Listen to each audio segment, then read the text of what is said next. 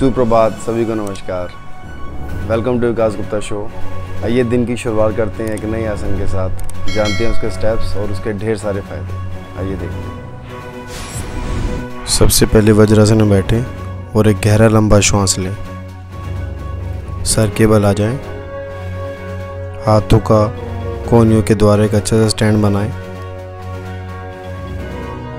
और धीरे धीरे बैलेंस करते हुए ऊपर की तरफ पैर ले जाएं। शुरू में आपसे बैलेंस नहीं बनेगा, इसीलिए स्टार्टिंग में आप वॉल के साथ कर सकते हैं और धीरे धीरे अभ्यास के साथ आप बिना सहारे के भी करने लगेंगे।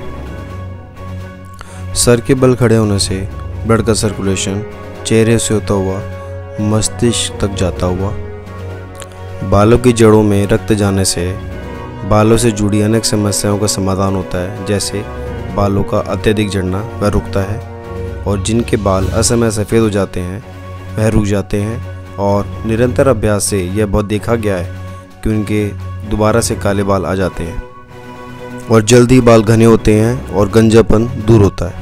चेहरे पर ब्लड का सर्कुलेशन बढ़ने से चेहरे पर कांति आती है, चेहरे की स्किन चमकदार बनती है और उसमें गुलाबीपन आता है और समय के साथ जो रिंकल्स एवं झाइयाँ चेहरे पे आती हैं वह भी दूर होती हैं। इसीलिए इस आसन को एंटी एजिंग आसन भी कहा जाता है।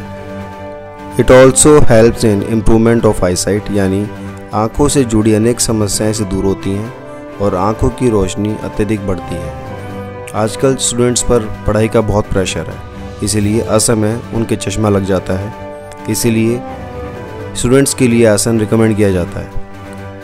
और इसका अगला फ़ायदा है मेमोरी का शार्प होना।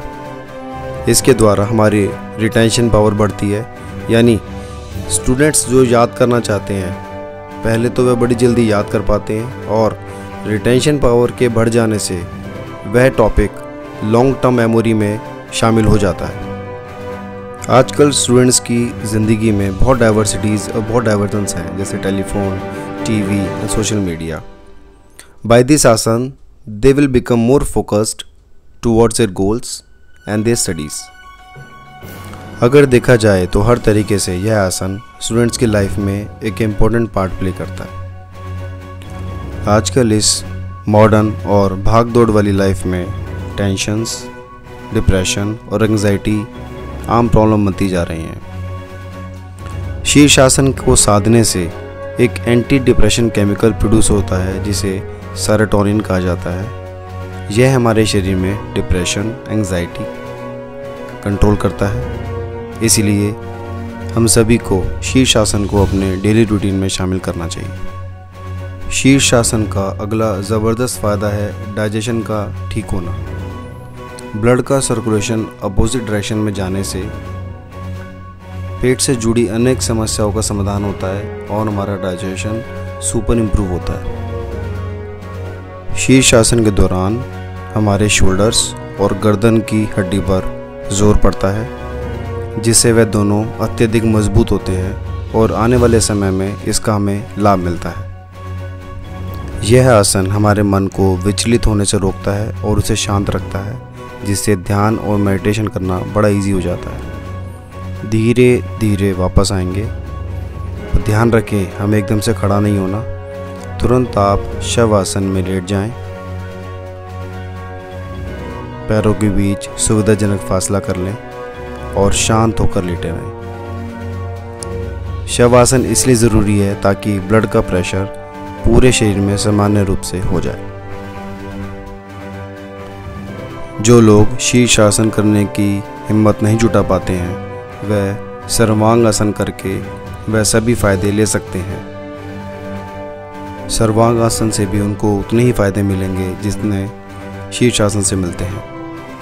और अब हम जान लेते हैं कि यह आसन किनको नहीं करना चाहिए। जिनका वेट उनकी हाइट के हिसाब से अत्यधिक है वह ना करें, क्योंकि इसके करने से उनकी गर्दन की हड्डी पर जोर आ सकता है और उसमें दर्द उत्पन्न हो सकता है।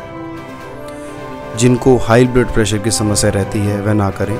सबसे पहले वह अपने ब्लड प्रेशर को नॉर्मल करें, फिर इस आसन को कर सकते हैं और इस आसन को सदैव खाली पेट करें। इस आसन में सबसे बड़ी सावधानी का ध्यान रखें।